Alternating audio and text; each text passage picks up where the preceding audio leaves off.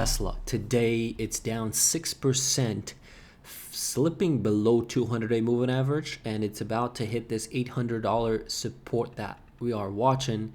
And looks like, well, I did, it's still early, but I did a poll last night before market open 16 hours ago. So Tesla is down 30%. It was down 30% on Friday close. Right now it's even more, I guess, but I haven't measured the exact point. But technically in a bear market, and I asked how much lower it can go, and here are the so far about 80 people, so pretty much 35% of you think that it's going to 650, 750, and 30% thinks that 500, 650, and I put 350 bearish. I have 20% think that, and 750 to 800 so far. Well, we're about to hit 800. Well, we are almost there. So 16 people think that, but it's 2022. Okay, so if you haven't voted, let's see what you guys think. But I'll show you what I'm watching from here. So very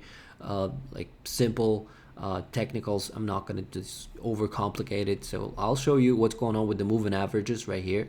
So if you take a look at the moving averages and MACD, all downtrending. All right, so 50-day downtrending, except for 200-day, of course, and 100-day still looks like this purple line on my chart looks like it's still in an uptrend. But you look at the 50-day. So 50-day is your momentum indicator. Anytime you see 50-day downtrending, you want to be contrary. So basically, you do not want to be bullish when you see 50-day curling down like this, and it happened last time, right?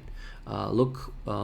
Well, I'll go back 2 years just to show you from hitting $900 what Tesla did for about 6 months. Look at it, 900, and it was pretty much whenever you see this 50-day was downtrending like 6 months, 7 months, and as soon as 50-day started uptrending, it started acting as a support. I'm pretty much looking at same thing. I'm pretty much for me, this is a daily update, of course, weekly as well, but for the whole year, basically I'm expecting that we are pretty much somewhere here.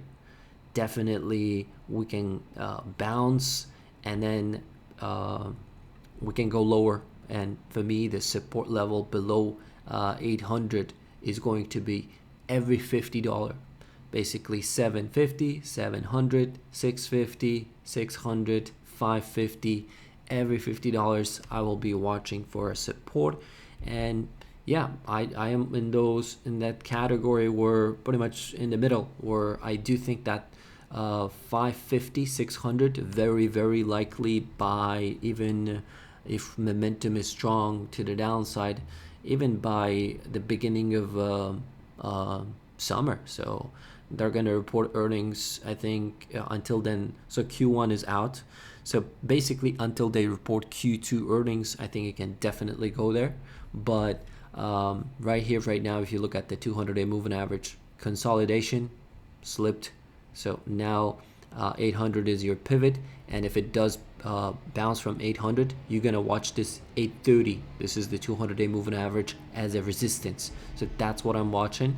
And also, for those who are watching for the first time, these arrows, blue right here, these are the levels where Elon Musk sold his shares. All right. So, and that's where we are.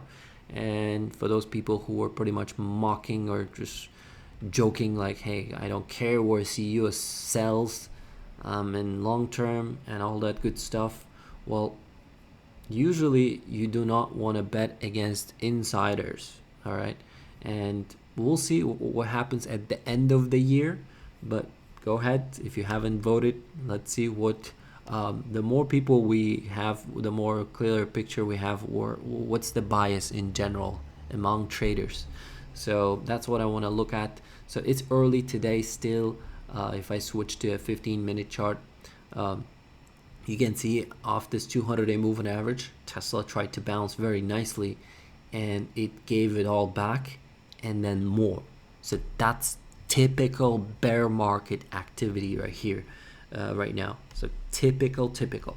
Any gain flushes back, and then you can see even very aggressive moves up as well. So that's why if you are trading options, you want to be careful. Implied volatility is high.